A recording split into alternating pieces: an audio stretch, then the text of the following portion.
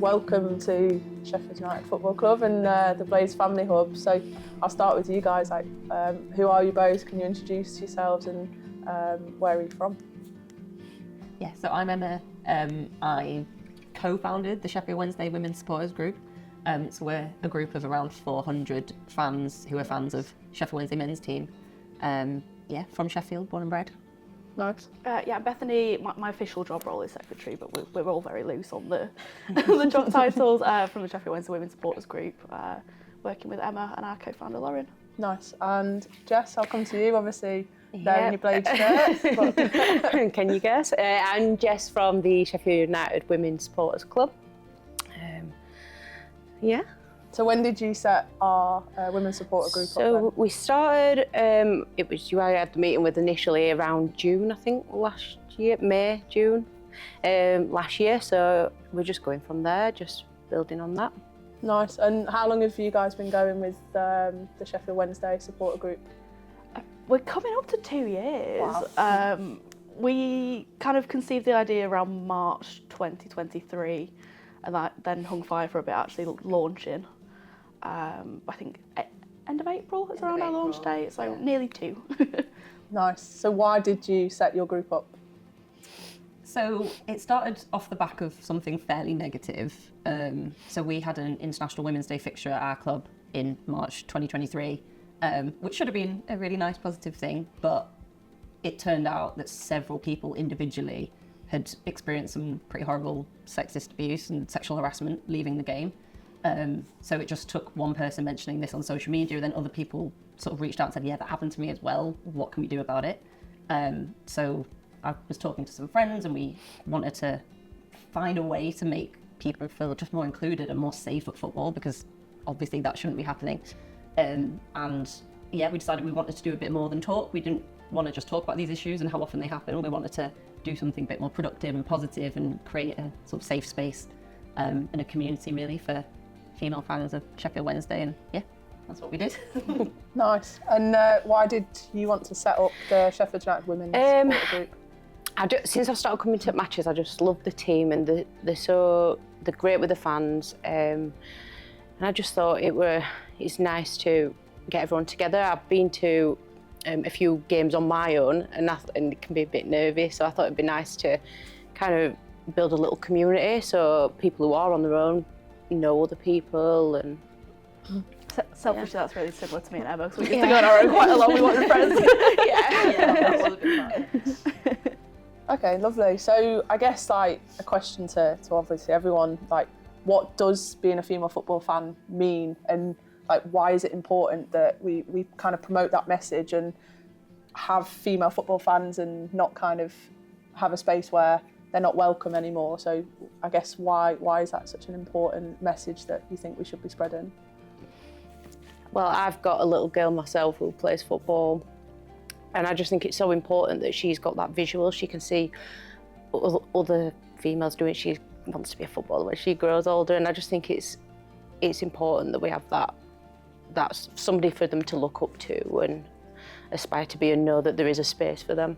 Nice. And I guess kind of obviously in the men's game it's slightly different in terms of being a female and also being a female footballer, and you could add so many different layers to it, couldn't you? And there's lots of misogynistic comments and views still in the men's game, and hopefully the women's game kind of keeps its good friendly family atmosphere, and it learns from men's football's mistakes. So I guess kind of how does being a female football fan in the men's space make you feel, both positively and negatively? Yeah, I think it's a lot better since we've said it's better than when we went as kids, but it's a case of kind of historically, I guess women have been left out of decision making in football for quite a long time. So kind of tangibly in terms of facilities and such, as well as the culture when it's chanting.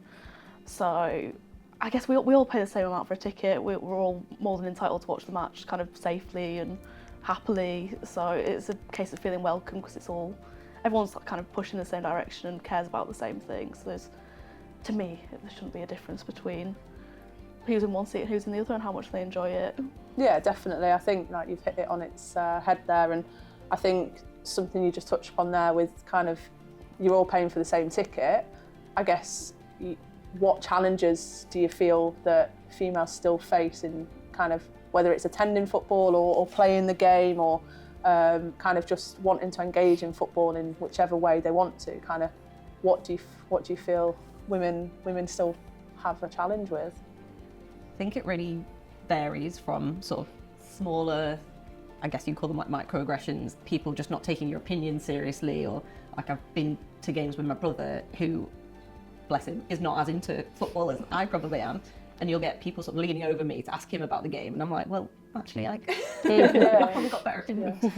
Which is obviously like, you know, you kind of shrug those things off, but then it gets into more kind of structural stuff. So I know one of the other women's sports groups who are based at Fulham, they have published a whole report about how there's a real lack of sort of facilities for parents with young children, and that's obviously like a massive structural hurdle for women trying to enjoy football, especially when you've got young kids. And that's a really good report, actually. Like, I actually met the founder of the Fulham Lilies, and yeah, I thought, wow, what a great kind of concept, and they gave me that piece, and it was brilliant, and the research they've put into that, and just like you don't actually think, like I don't have children myself, and you can probably elaborate on that a little bit more, but like you don't think about actually how accessible is the stadium to a pushchair or a woman carrying a baby or a child, and actually how can we make it accessible. So we've recently got like baggage and luggage and pushchair store down the road, so but then actually that's a paid service, so how do you make it accessible? And that there are naturally like safety elements, but yeah, like I think those sort of conversations, having a women's supporter group is so important because they're being brought to the table, aren't they? So yeah, I think what other challenges do you think there is in football? I think there's still some views online. I think we get quite a lot from people who don't watch women's football and just automatically presume that women can't play football. But I've noticed that I still get a few messages, but they come directly to me, and I think that's almost a good thing because it shows that they're embarrassed to say it publicly now, and so it shows that opinion is changing. Yeah, the opinion's changing. And I think it's definitely come a massive amount in the last few years. Still got some way to go, but you can definitely see improvement. So what do you think the future landscape should look like then for both, I guess, a female footballer, a female football fan, and just kind of football environments in general? I mean, it'd be lovely to see it totally equal eventually. It'd be good for all players to be full-time and be able to just concentrate on that role. And just for the fans, I think, just to be treated with respect, like you were saying earlier, we're all paying for the same tickets. And yeah. Do you feel like there's anything more that you think you'd like to see in terms of future landscape for females in football? Something one of our members always says, and I love it, is that she wants to just be able to have rubbish football opinions without any fear of someone making it about her gender. And do you know what? Like, that to me is like equality in football. I want to have, you know, everyone's got rubbish football opinions. Like, they don't get it right all the time. I want to be able to say something, just a neutral comment about football, and for people not to call me attention seeking or tell me to get back in the kitchen, or, you know, I just want to forget I'm a football fan. Like, I don't want to think about the fact I'm a woman in this space all the time. Yeah. And, you know, don't get me wrong, I love being a woman, and that will never leave, but yeah, it shouldn't be the thing that's at the forefront of your mind. Like, it should be the football, and I think if we can get back to that, then that would be great. Nice. I think, so you just spoke about one of your members there.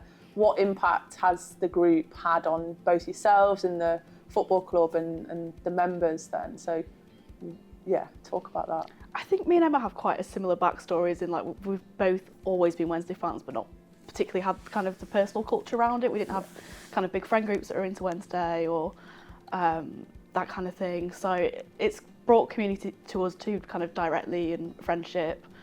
And we've kind of extended that as well to a lot of people. I think on our first meet up, we sat two people together who were going to sit on their own. So that's kind of snowballed. We now have like girls who go home and away together, booking hotels and trains, and like an online community for people who are kind of further afield and still want to stay connected to the club. So I think that's probably been our biggest impact, to kind of extend that community that we've found within our little kind of admin quartet, but also kind of extend that towards 400 members as well. Nice.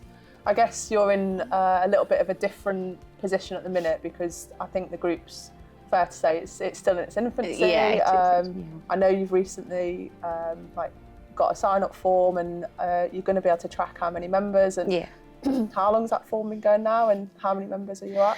It's been going since yesterday morning, so we've obviously had like socials for a lot longer, but I did the official membership form yesterday, and we've already got like nearly 50 people signed up. Like you were saying, people from all across the country, like they might have moved away, but they still want to be a part of that, and so we're sending out as pin badges all over, and it's really nice. Obviously the group is really new, Yeah. and how do you kind of long-term vision see the group supporting football be welcoming and inclusive for everyone? Yeah, so just building on it, building the community, and I think as well, like you were saying, it's about connecting people together. Like we've got people who again come to matches on their own, and now they come to every single social. They know loads of people, and they sit with each other at the match, and it is just about building that community, and also trying to get more people there supporting the team as well. Nice. So I guess you've touched upon it as well, with your daughter. So what advice would you give to young girls who want to get into football, whether it's playing or supporting or just enjoy football? What advice would you give them? I think it is just it sounds cliche, but just go for it. Like get involved, do as much as you can, as often as they want to, and there is going to be a space for them, especially as women's games building. They like 20 years ago or whatever, they wouldn't have maybe had them opportunities that they're going to have now. So yeah, it's exciting. Yeah, I think like when I was a kid, I know if I look back at school, I was really lucky that my teacher was like, actually, yeah, you can play football. And I didn't realise until kind of as I've got older that wasn't the same for everyone. And like young girls in school, and like what we're really passionate about, and same at Wednesday's Foundation, is obviously providing those opportunities for women and girls. And like actually one thing that really drives me personally, whether I'm at work or I'm playing or like I'm coaching, I really think, what did I not have, and how can I provide that or support a young girl now? And I think that's so important. And yeah, I think my question that off the back of that to you guys is, how important is role models, and specifically female role models? Because there are still young girls and boys now who actually, who's your favourite footballer? Ronaldo or Mbappe, and it's always kind of typically male. And I know sometimes I still think like that, like actually who's my favourite footballer? And I would typically go to a male player in the first instance. And actually, yeah, how important are female role models? Yeah, I think it's huge, just in that sort of normalising the conversation that women can be as interested in and as good at, and all these things as men, and just making it not this, like you said, you meet a man and the first bit of the conversation is probably going to end up being about football, whereas if I bumped into a stranger, they're not going to ask me about that. And I think role models, just that presence and that visibility, and it just shifts the conversation just a little bit every single time, and enough of that will lead to really good and positive progress, I hope. I think we think a lot about being footballers, obviously, because like kids want to be footballers, and we should never kill those dreams. That's incredible. But just in terms of sort of working in football, engaging with football, that's something that I've learned a lot about in the last 2 years. Volunteers, but we engage with a lot of people sort of at various levels in football. And I think something I've learned is that, yeah, women are still sort of a minority in the football infrastructure, and around the meeting table, that's usually the case. But I think because of that, because of being a minority, our opinions are quite different, and we think outside the box in terms of football, and people really value that. So I think treat that as a strength and a positive until we get to the point where we've got full equality. Like don't let that get you down. I think is what I'm saying. Remember that you bring all these fresh new ideas to football, and we can make it better. And yeah, I just think that's something to bear in mind. Not to kind of put you on the spot here then. So we've got this, it'll be all right. How do you, so you spoke about equality there, how do you kind of, I guess, strike the balance between tokenistic equality, so just having women around the table because, oh, it looks good, or we need to do it, and how in your view do you shift that perspective and actually have women there because they're valued, they're trusted to have the opinions that matter and make change in football? We've spoken a little bit about this recently because we've been talking to a lady from another club who's just joined her kind of engagement panel, and we were thinking, she reached out to us for advice, and we were thinking, what do we do? I think making the most of that kind of seat at the table, we rely a lot on kind of consultation. So if we don't know, or if our kind of gut feeling isn't strong enough, I guess we'll talk to the members, we'll talk to each other, we'll look at what other clubs do. I think it's bringing as many opinions together as you can to try and, I guess, serve as many people representatively as you can. Like, make the most of it and make the most of your resources and your friends and your surveys, and yeah. Do you have any other points you want to add? Well, I was just going to, just based on what you were saying as well about girls having, like, being able to look up to other roles as well. My daughter, like, just not to bring her up again, but she does the training with Sheffield United Community Foundation. To be honest, we weren't, as a family, our lives didn't centre around football until then, and now it does. But she looks up to the coaches. They've been so good with her, and she really looks up to them as if they're like footballers. Like, she aspires to be them as well. So yeah, there is plenty of roles out there, and it's important for them to see. Nice. Cool. Right, thank you all very much. Thank you. Thank you.